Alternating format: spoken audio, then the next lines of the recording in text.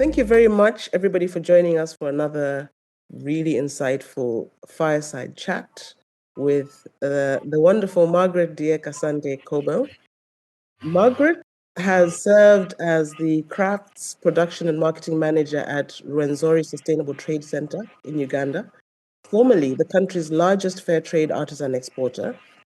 Joining in March 2018, Margaret helped scale operations from 2,300 to 4,000 artisans and expanded access to retail markets in the UK, in the US, in Germany, Japan, and beyond.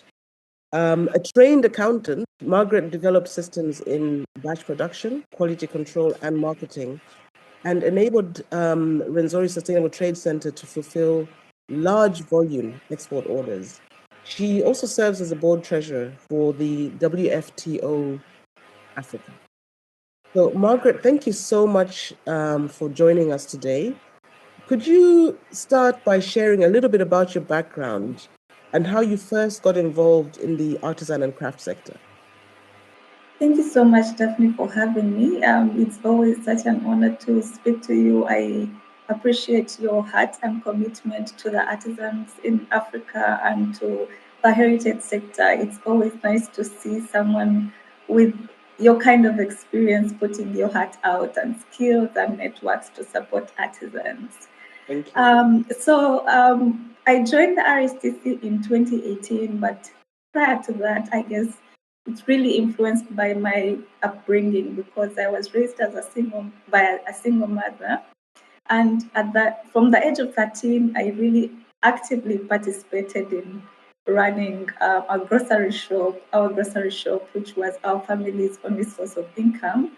And earlier on, just got exposed to the challenges that women entrepreneurs face in general.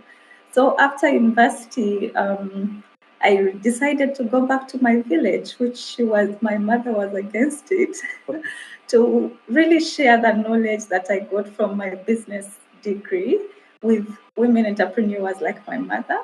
And I first worked part-time with owners of micro businesses, and I was running my own small business at that time. So I was working part-time and offering training to rural women entrepreneurs with micro businesses, and co-created a training curriculum, translated it in local language, which was really our target group.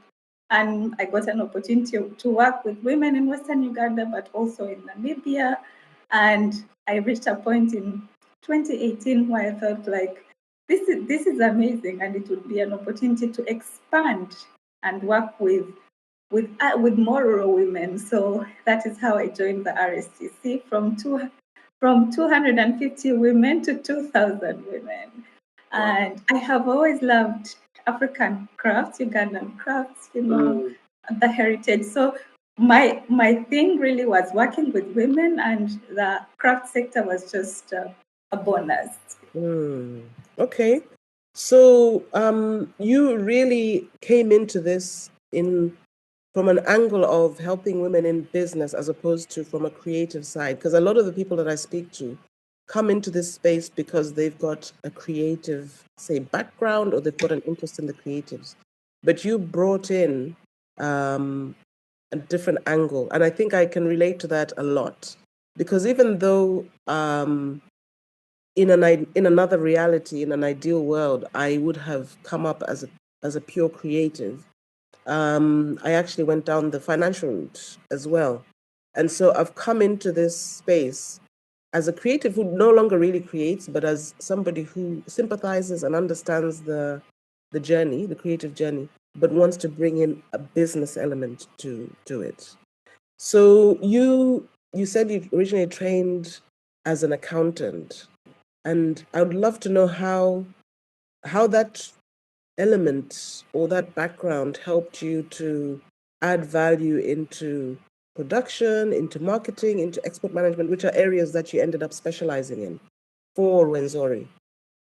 Thank you, Daphne. And I'm glad that we have that in common, having a bit of the business and bringing it into the artisan sector. So I had always really loved to do business. I ran several businesses from the time I was young, and it was just always, I failed a lot as a businesswoman. So, so I always just wanted to kind of share those experiences and also just seeing the struggles that my mom had gone through. I wasn't really so much keen on being an accountant, but coming from Uganda, that was the thing of study accounting so that you get a job. Oh yes, yes. That common thread that runs through every African child. Here are your 10 options for careers. Pick one. Exactly. So I was very blessed that earlier on in my career, I worked with two sides of the same coin, which was a US based NGO. And right there is where I actually started to realize that working with women, sharing stories, marketing really, I feel like I should have done marketing, is something that related to me, resonated so much with me. I also like to think of myself in a small way as an advocate for women's economic empowerment, because there's just so much that women are able to do, even with a small push, even with a slight push. And for rural women, the challenges are very different. Even like basic accounting skills that I could share with them, like very basic bookkeeping skills, really helped them to realize, okay, we have, for example, a treasurer, and this is how we collect maybe money for transporting baskets, and this is how we do just simple subtractions and additions, really bringing it down to rural women. So that is how I kind of transitioned and shared part of my knowledge with my business background and training to the craft associations. Of course, in addition to other aspects of business like entrepreneurship and working together, storytelling, especially with marketing. Yeah. So from what I'm sensing, there were various elements, and it raises the question in my head: is it ever possible to separate business, the hard business, from advocacy, from social impact when it comes to dealing with rural crafters? Or yes, let's look at rural craft. Let's look at business per se. Business per se might involve a narrower field of activities, including financial management, marketing, operations, and that kind of thing. But you're talking about advocacy. You mentioned that you were part of an NGO. Is it ever possible when you're dealing with rural settings to separate those elements, those soft, intangible elements, from the hard job of doing business?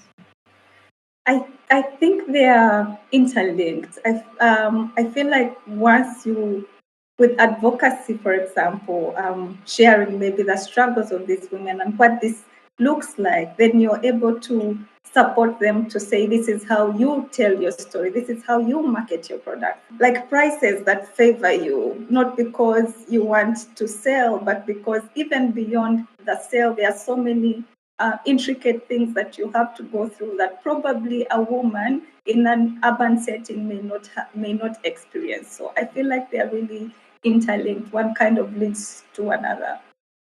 Yeah, and it makes me think that it's where now, if we don't have the advocacy comes from empathy and compassion, and compassionate business or ethical business. Because if you don't have that element, that's what leads to exploitation, which we see a lot within rural craft communities. Like I've been into rural craft communities in several countries, and I find a combination of people coming in and buying craft products at a fraction of what they're truly worth, and then of course adding a huge markup onto the products when they finally get to the end market, or even really in the way that people require products to be made in a way that is not in an ethical way. So I'm just thinking advocacy is so important because until people are able to understand the worth of their time, the worth of their products, we need to kind of make sure that we are buffering them from exploitation. Another area in which we struggle, even, as Meekono, is we know what our vendors are like, but we're trying to sell our products to a market that isn't in Africa, right? Typically, we of course we are selling to Africa, but we recognize that the market is global for craft products, and therefore it doesn't stop in Africa. It goes beyond the borders of Africa. And so to be able to get people to understand or to engage with us and then fall in love with the products and buy them, I feel like the fact that there was an NGO in place helped, or am I wrong? Like, in what way did having the NGO add value to your process? So first of all, it also kind of puts the focus much more on supporting the women, like the mind of supporting the women more than it is about, oh, we are trying to make like a profit about it. So I think that from a perspective of all our efforts are focusing on trying to sell these products, because so much of like 72% of the price is going directly to the artisans, then helps to kind of channel the energy in that direction. Okay. But I also feel like for the African markets, and of course, the African market is growing, and potentially there's going to be so many opportunities for us to sell products in Africa. Yeah. But especially like with the middle class, like in Uganda, you would realize that the middle class is interested in buying these products, but they don't know the value.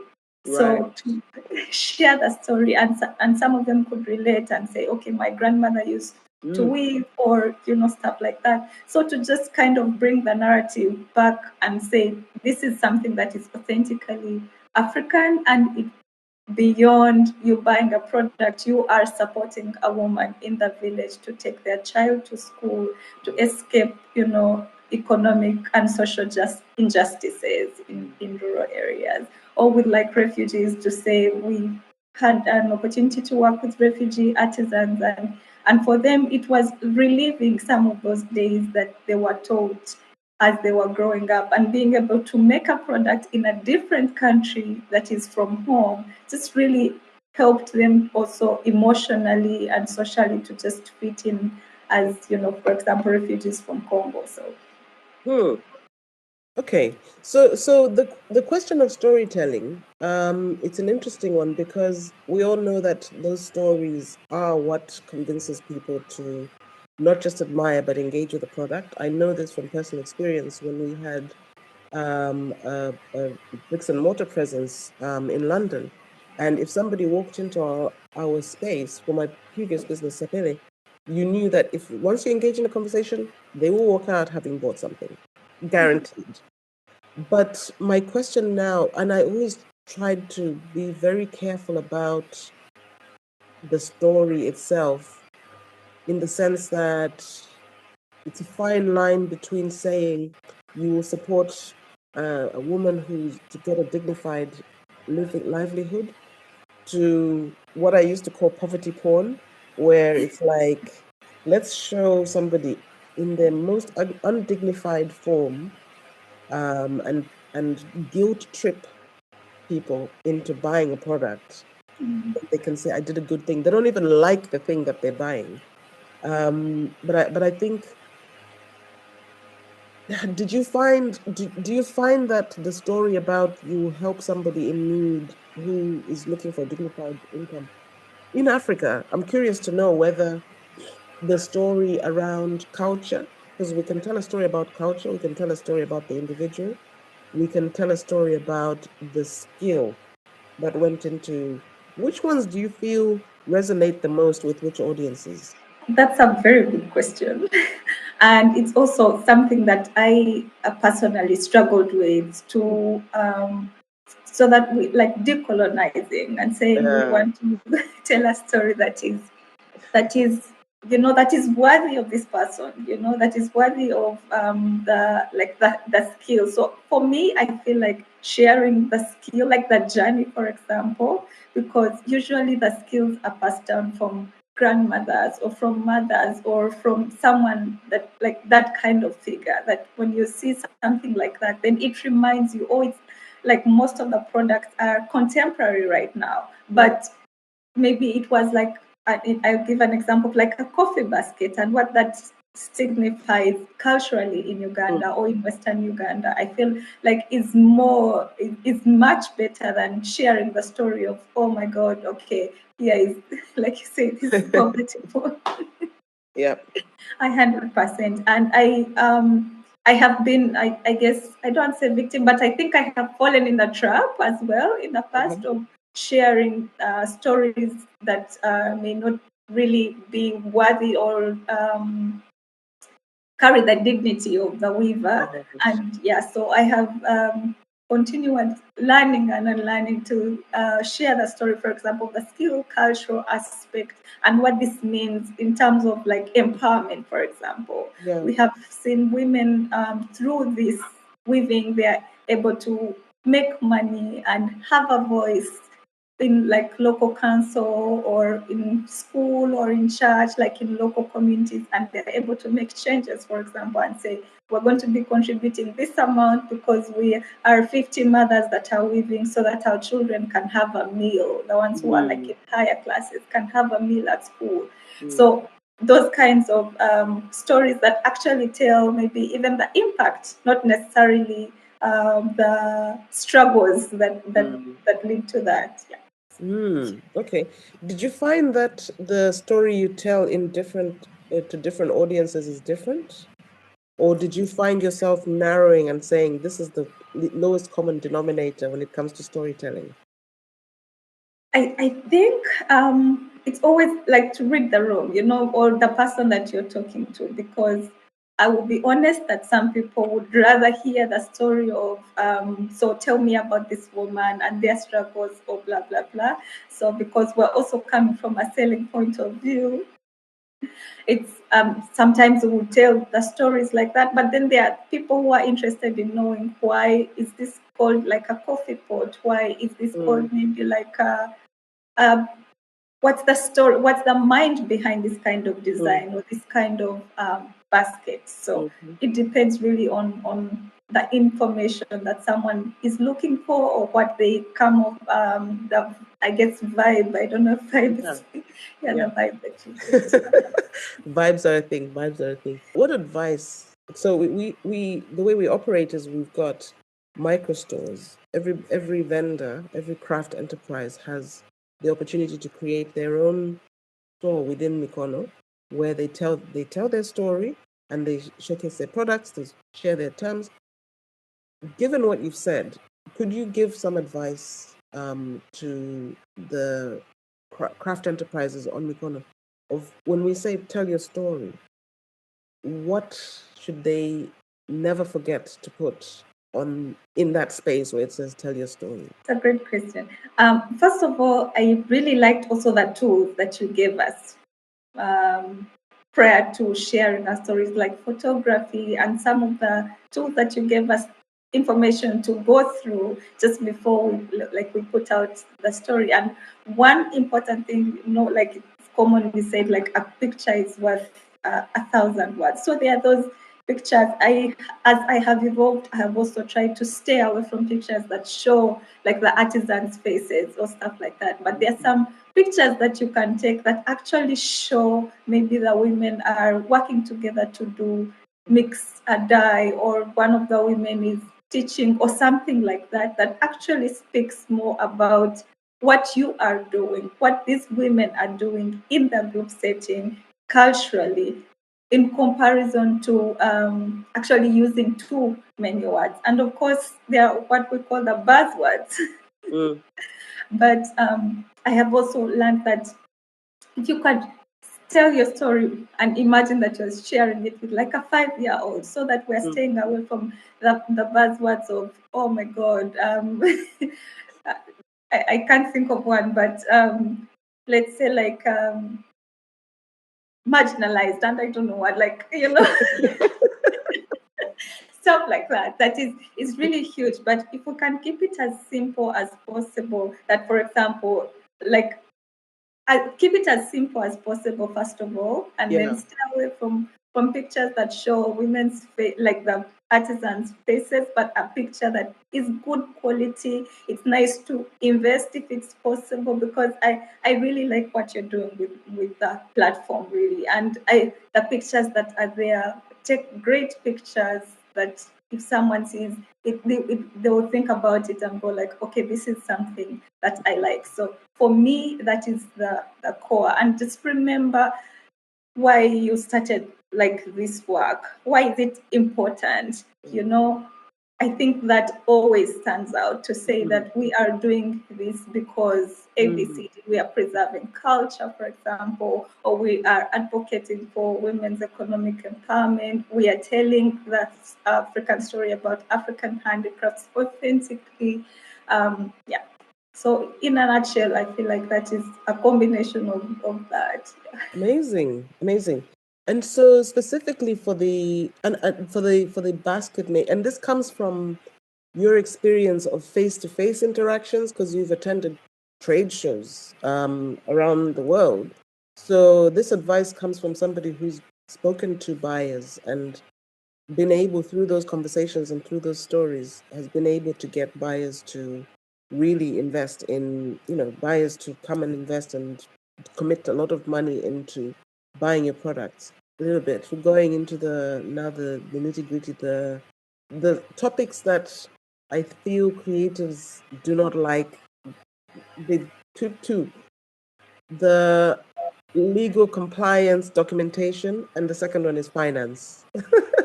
So if we go into compliance, let's say, for example, compliance challenges, you've shipped around the world. What challenges do you think that people who've never, craft enterprises that have never actually shipped at scale before, should look out for, should be aware of, should be prepared, and not get surprised by the first time they get a bulk order? Thank you, Daphne. We actually have an experience of, we shipped to Australia once. It was our first and only order to Australia, but we did not know that we needed like a certification from our local ministry in Uganda to prove that the fiber was plant-based. So just to say that we did make, in Uganda we say make research, we did do our research. And what happened is that the products were stuck with customs, and they threatened to send them back to Uganda, and that would mean that we'd have to pay. It was messy. And what I learned from that experience is to just do your homework. It helps to work with your logistics person, like someone who is helping, like a freight forwarder or people who are in that line, logistics organizations. It helps to ask the right questions and say, what do I need? I find that exporting to the UK is much easier, I think, because of Commonwealth. So it's much easier, but exporting to Europe, especially would be exporting to Germany, it's a whole different ballgame. They require so many documents to provide information on the supply, like it was called a supply information template with lots of information about each product that is in the container. So it depends on different countries. Japan as well has its own restrictions. For example, they need like with the colors we needed to get a certification from our local the Uganda National Bureau of Standards to prove that these chemicals, some of like the synthetic dyes used, were actually good. So it's all you just have to do research and be prepared, and also communicate. So with the buyers, sometimes they also have no idea. So just communicate with them and say, maybe this is a delay that we have encountered because of ABCD, and that just helps, because most times the products are season based. So if they delay by like a month or something, then there is a whole like they are disturbed. A whole it's a whole knock-on effect. Yes. So it's all those things. But one thing I learned for sure is, first of all, just do your research and then communicate. It's Right. usually, yeah. Yes, I remember talking to a buyer actually from Germany who was at an African conference who said, just say if there's a delay, because weather happens, because I think agriculture value chain and handicraft value chain, a lot of similarities. Sometimes the weather can disrupt you because you can't dry the grass or you cannot dry the seed or whatever. And he said, rather than you just bury your head in the sand and pretend this person is going to go away, understand that time is very important if you're a retailer and an on-seller, especially in the Northern Hemisphere where seasonality is an issue as well. Yes. Sometimes in some economies, you can't sell baskets at Christmas time because nobody's interested in buying baskets. People buy baskets more in the summer. So important to communicate clearly and say these, especially for the delays where they're out of your control and you just don't have any knowledge of how long these things will take. So prepare anything that was a huge shock that is insurmountable that led you to say, okay, we're not closing, we're not going to this market again. Let's say, for example, the Australia example, was it one that made you think, nope, we're not shipping to Australia again? So sadly, that Australian buyer didn't come back to us. So I think that like they probably thought this is not worth the trouble. But we have also had, like, with our buyer from Japan, one time the products were not like we mixed them up. Let's say ordered for 500 baskets with handles, but then 250 were made by one group. They had handles, and the others didn't have handles. So it was a mess, and I just owned that, owned that mistake and said, okay, can we maybe reduce the price for the ones that don't have handles so that we keep the relationship? And he was kind enough to say, okay, we can reduce it by this much and by $10. And then, so because I had to then explain to the women, and he came back. So that was great for us. Yeah. So just to take responsibility and say, okay, this happened, this was not okay. This is how, but we want to keep the relationship going. And we had actually met this buyer at a pop-up event in Kampala. So it wasn't like a grand thing that someone introduced us. It was just someone who came and found us and was really interested in the products.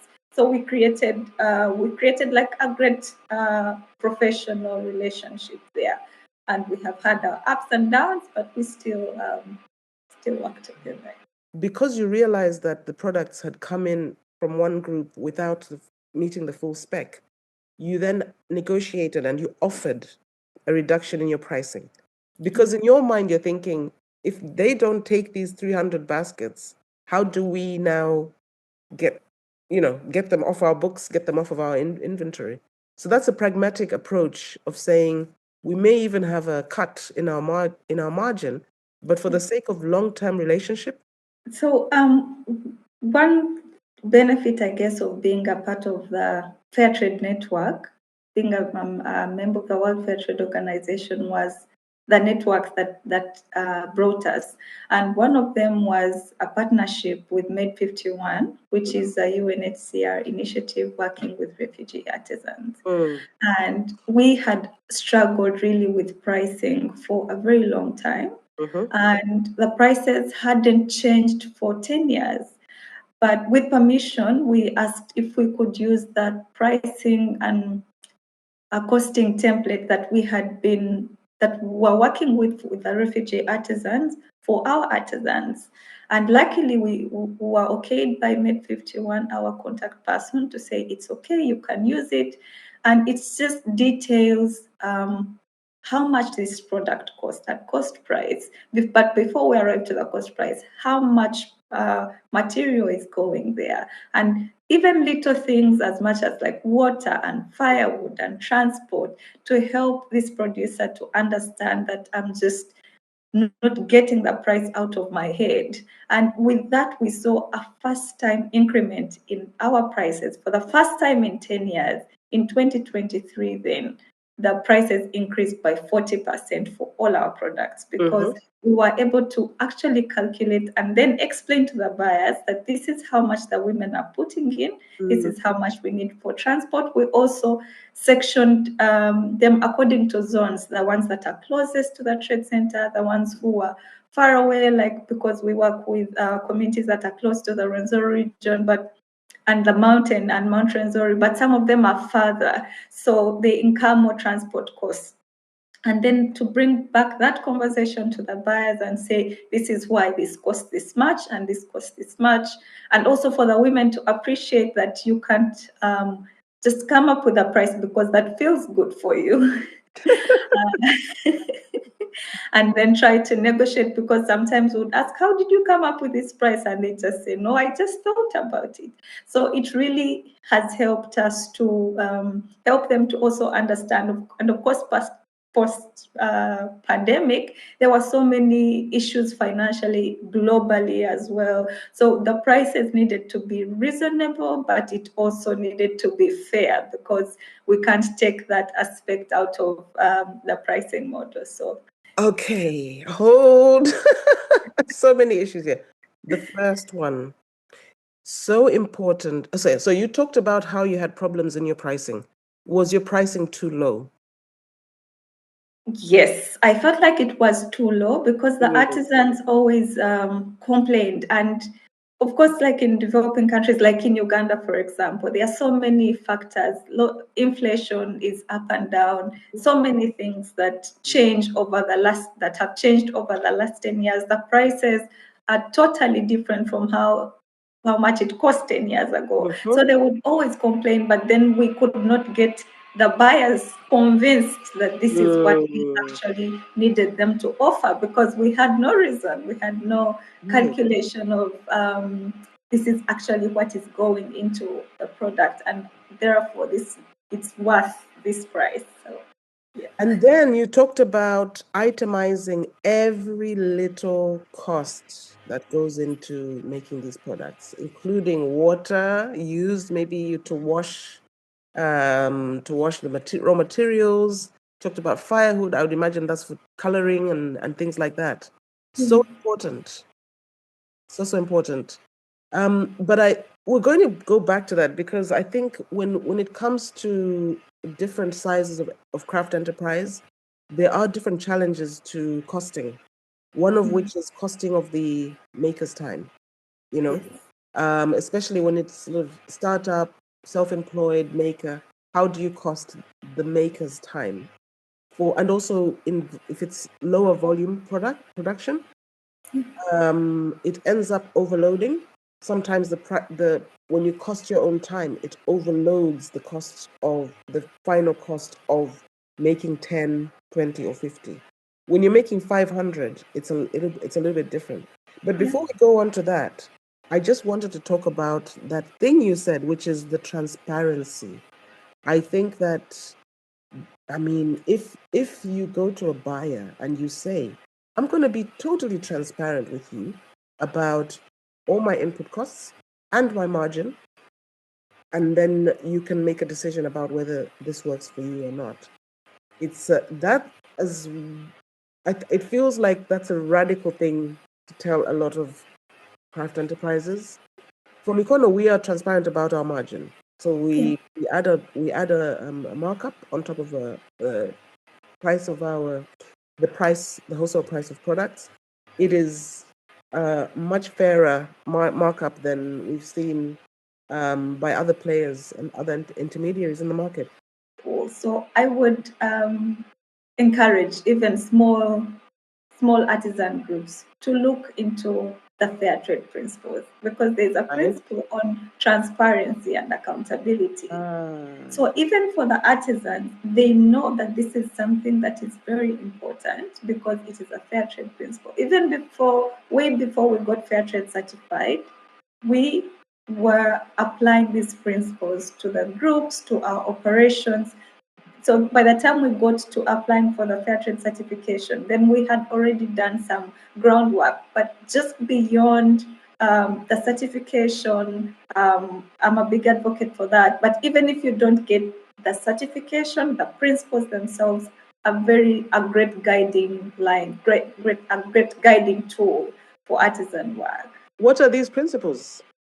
So there are 10 principles right now with the World Fair Trade Organization. And one of them, the second one is actually transparency and accountability that we talked about. So we have I translated them to local languages. And every year, what the RSTC does, or what I did, is visit the groups and do what we call a self-assessment exercise against these principles and say, number one is creating opportunities for economically disadvantaged. This means inviting more women to join you so that you're not just hoarding this, and encouraging maybe the one that is not able to weave, and trying to look out for those ones who are not able to make an income, and bringing them to your group. And transparency, for example, and fair trade practices about like being open, protecting the environment, for example, and fair pricing. It has lots of aspects like discrimination. There are so many aspects and principles, guiding lines that I feel are very helpful also for group governance, for just giving the broader picture of how artisan associations should work. And like what we're doing right now with WTO Africa and Middle East is also introducing a conversation on domestic fair trade, which has been piloted in Kenya and South Africa, to say, okay, if we are not exporting, we care about the environment and all this. There's so much logistics that comes with export. But what if I were to sell from Uganda to Kenya, or in Uganda? So what does that look like? And the benefit of explaining to a fellow Ugandan or a fellow East African to say, this is fairly priced because we are promoting domestic fair trade. It's not just about the global north, it's us as well, because we know that this price is fair. It's the women that are getting this money. This product is fairly priced. You're not being cheated. If you would want to even know what goes into it, here it is. So yeah, having the conversation on fair pricing. What a timely conversation given what's happening with the global trade landscape right now, where I think a lot of Western countries are becoming more and more insular. They, with Trump's tariff situation causing chaos to some key countries like Lesotho, Mauritius, Ethiopia, and a few other countries. But the knock-on effect of that will be felt across the whole region, even for countries that don't really export massively to the US. I think it's time we really learned a lesson about how we should support each other and import less from overseas and utilize more of our products. But still sticking on to the issue of fair margins and fair trade, I suppose. You talked about a template from Made 51. What was it about that template that enlightened you or helped you to come up with a more competitive pricing for the products that were not sort of under the Made 51?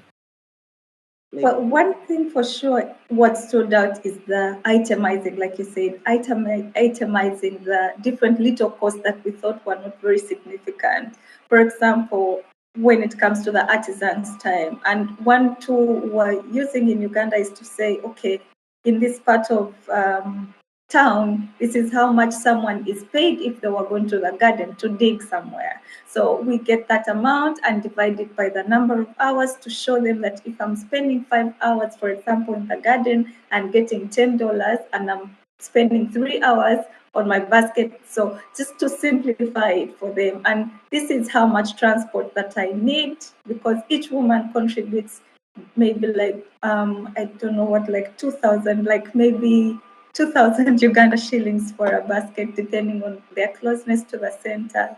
and little things like those, even like need like tools, like how much water do I need? So if we're looking at one basket, then how much is that? So itemizing that really painted a picture for the artisans, and then also for us to say, okay, this is how much we need for cartons, this is how much we need for tape, this is how much we need for our time, this is how much we need to think about exchange rate disparities and getting a container to Fort Porto and all the way. So all those little details that brought out the aspect of, okay, now this is actually what we're working with, putting in percentages, our payment to our annual payment to keep our certification with the World Fair Trade Organization. All those things go into the price, and at the end of it all, it comes to a price that is fair and that is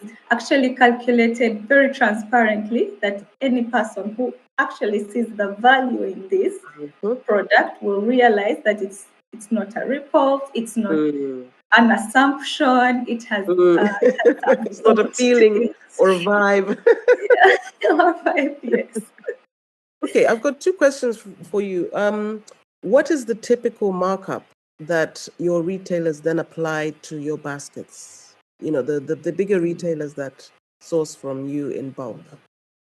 So honestly, I'm not privy to that information, but I know that they also have like a template that they use, because getting logistics and warehousing and everything that gets into to get the products into their warehouses.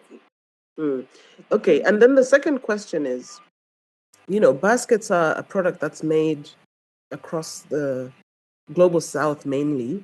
Lots of baskets from the Far East, lots of baskets from South America and other places like that. How did you find your pricing when you had gone through this very systematic and transparent pricing process? Where did your pricing fall in comparison to baskets from other regions?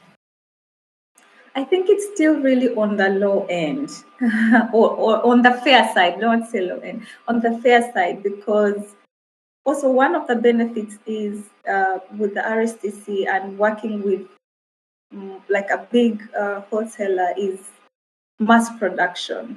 So with mass production, like you said, then the product, the materials that you need for 500 baskets or for baskets, and just doing the mass production is much easier than someone who is producing for a small order. So I feel like that plays a very big part into also the pricing, because also like in terms of packaging, you can nest the products, you can maybe do like a combination of products, like tie them together, even for the artisans themselves, instead of saying, okay, like you've seen like placemats, for example, like table mats. So with like a set, it's much easier if someone is taking like 10 sets or 100 sets or 5,000 sets. So that plays so much into what our pricing does, what our pricing is. But also, I feel like it's important when the pricing is very transparent, then the other person, order big or small, is able to appreciate where you're coming from. Yes, absolutely. I think you're so right about that. And I guess before we move on to another financial issue, other than pricing, is there anything else that you feel you see in terms of pitfalls or areas of concern or areas that craft enterprises should think about when it comes to their pricing specifically? I think it's also something that we also don't think about sometimes is like your time as the person who is actually doing this work. And sometimes it's time for marketing, for logistics, for visiting the associations, and all those other things that I feel like sometimes can be ignored. But also to think about, like we said before, like the bigger picture. If have like a buffer, for example, this is my high end, this is like the highest, and this is the lowest, because sometimes someone wants to negotiate and we need to be flexible. So to have that bit of flexibility and say, okay, if someone would like this product at this much and I have done my calculations and I could fit within this range, to be open to negotiations, because sometimes I feel like artisans, and it's a struggle that we had with the artisans, because they would say no, but then if you don't sell this product, then what's the plan, you know? So to have like a range that would be agreeable to you as the enterprise and also to the artisans as well, because we don't want to then negotiate on our end and then feel like the artisans are being treated, are paid unfairly. Exactly, exactly. And there's plenty of space, I think, within the African context for sure, where every player on that value chain, from the very seller of raw materials to the consumer who's got the basket in their home, everybody can actually get a fair deal out of this. That's the beauty of this. Everyone can get a fair deal. It doesn't have to be that one part of that equation is so bloated that they have to take up the space occupied by the crafters themselves. But I guess on the issue of negotiation, you've talked about having a range and understanding that this is where we're priced, but this is the lowest. It's also about this is our absolute bottom line. We cannot go below this because we're now gonna, I guess, jeopardize the livelihood of the people who make them. But what other negotiation strategies helped RSTC to secure favorable terms with major wholesale buyers? Did you have to negotiate hard? What approaches did you take? What experiences did you have? That's a great question. In terms of negotiation, like I said before about the stories, for example, that has really helped us to say that you are buying this basket, but this is why, you know, because this money, the first reason actually why the RSTC was started is because they constructed schools. There was an organization that came to Uganda and constructed schools, but then came back a year later in partnership with Save the Children and realized that the schools were empty because the parents could not take their children to school. So the four main areas in Western Uganda where people make an income is coffee, cotton, cocoa, and handicrafts.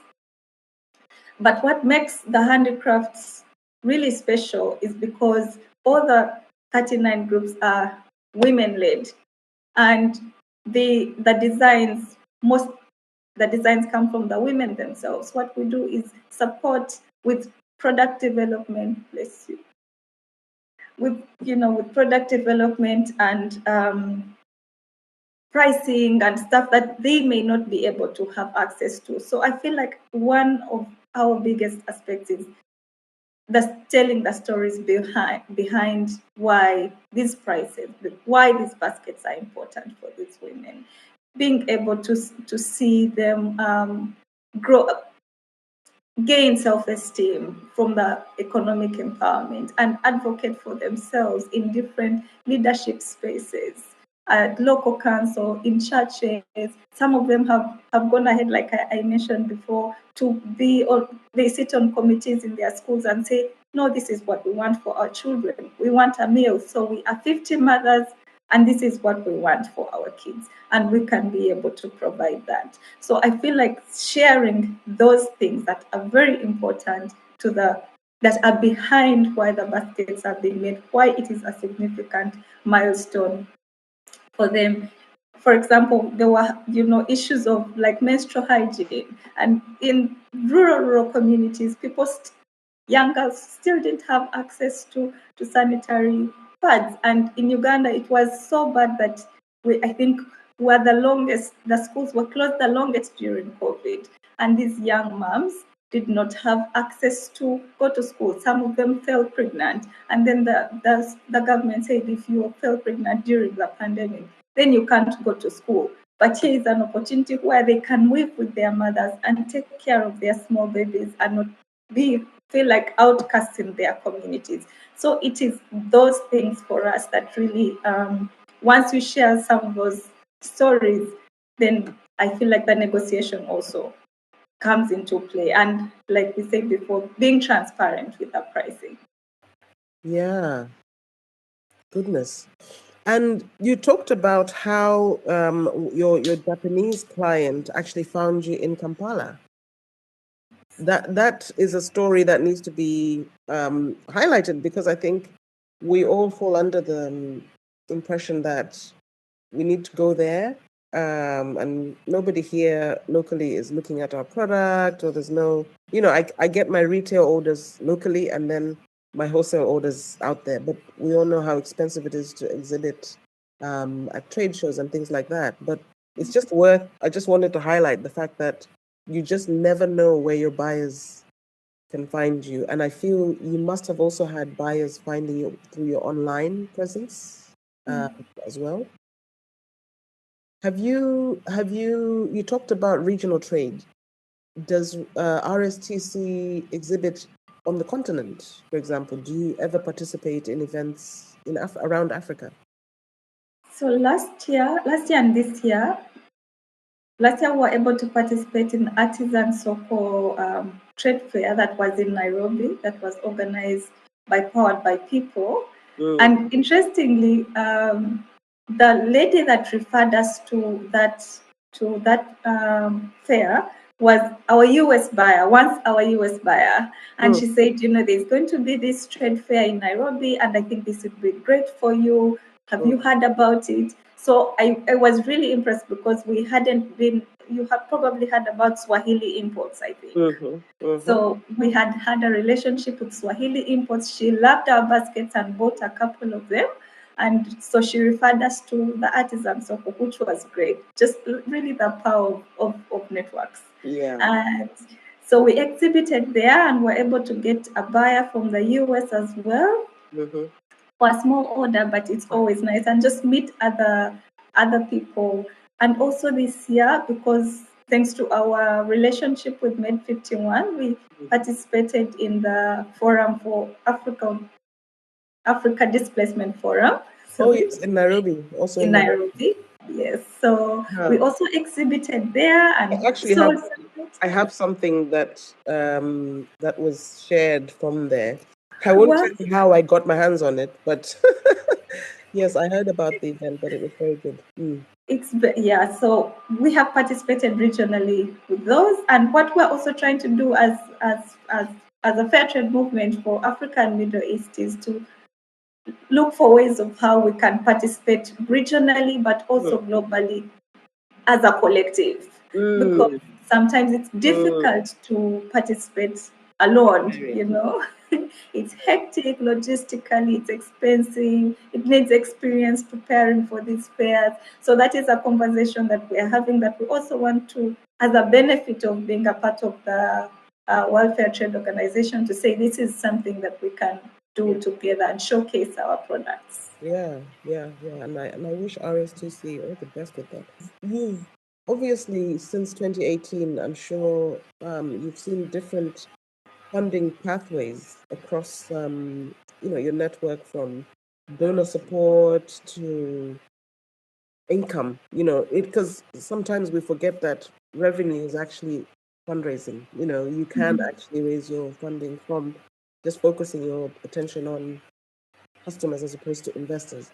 So what types of funding have you seen as the most realistic and effective for African craft-based businesses who are trying to scale up internationally?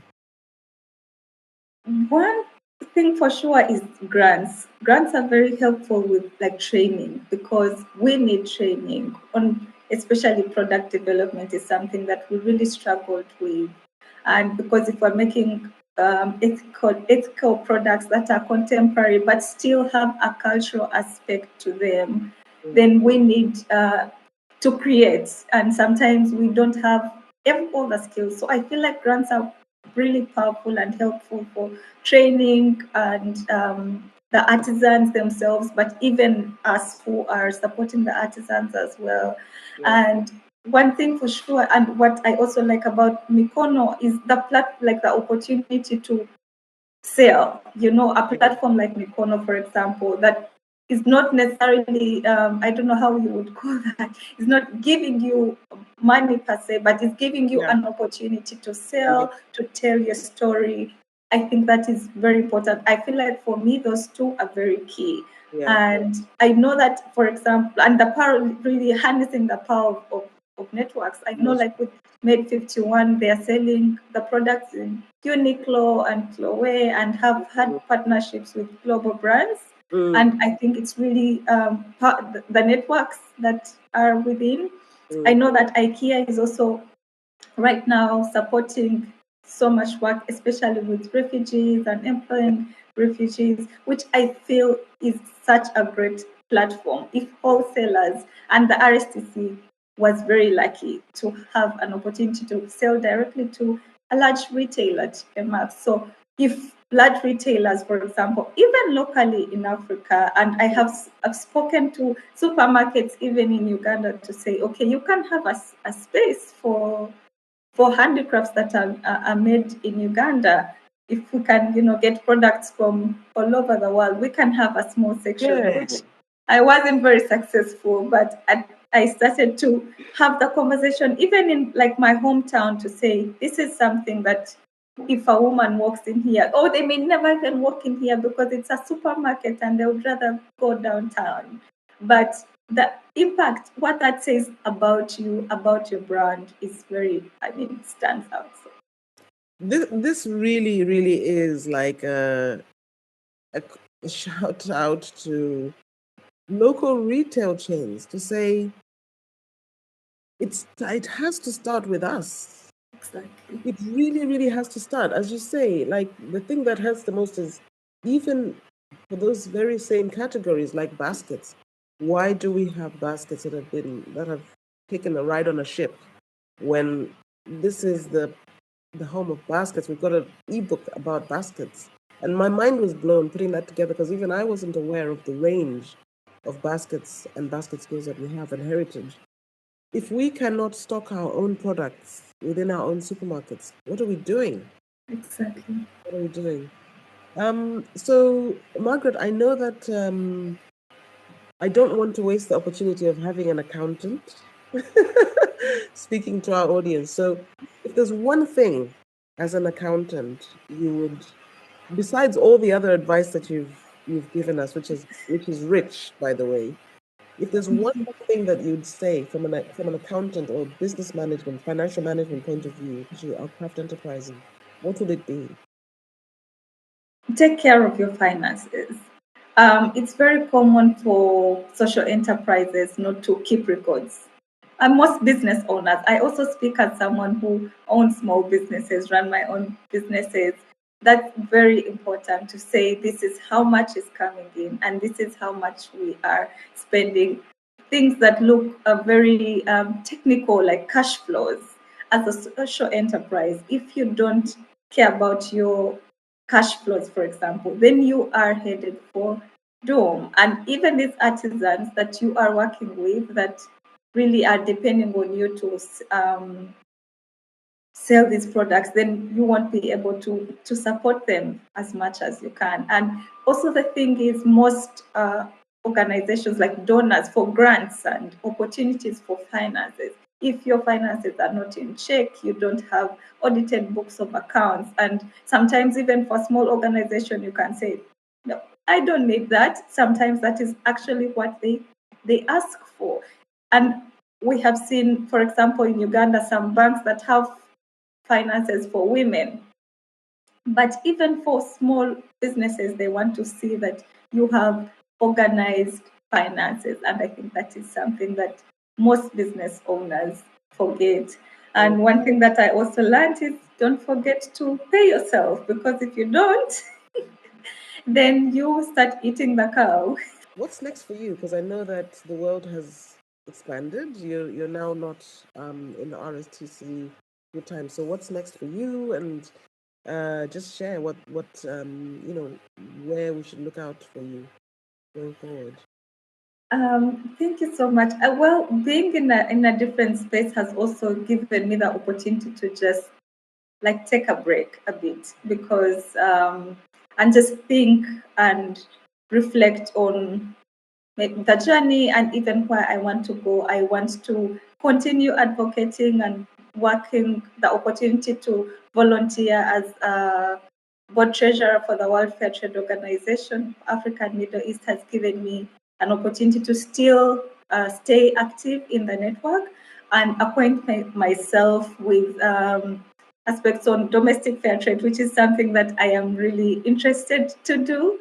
And so we are, with the team, with the project development team, African Middle East, WFU African Middle East, is we are looking for resources to support more social enterprises in Africa and Middle East. First of all, to join the movement, but also to have conversations like this about promoting local fair trade, domestic fair trade in our region. So that is it. That is something that I'm focusing on right now, and also learning a new language and a new culture. So there is that part. Amazing, amazing. And I am so grateful for the time that you've given to just share so generously with us. And there's so many nuggets that I think could be taken away. And as I said, it's rare to speak to somebody who's walked that path and who can talk to supplying internationally, big orders, wholesale, doing everything that we are all aspiring to, working with, connecting, to building bridges between global retailers and rural-based crafters. That's the ideal. That's the dream that we're all trying to live here. So I've learned a lot from the conversation, and I'm sure our listeners will as well. And so I just thank you for your time, Margaret, and hopefully we can bring you back to understand more about domestic fair trade and see where we're at with that in a few months' time. Thank you. Thank you so much, Daphne, for having me, and for your team, for all our listeners that will be able to watch this, and for all the insights. It's also such a great opportunity to connect and learn from you. There's always so much to learn from you every time we speak. So thank you.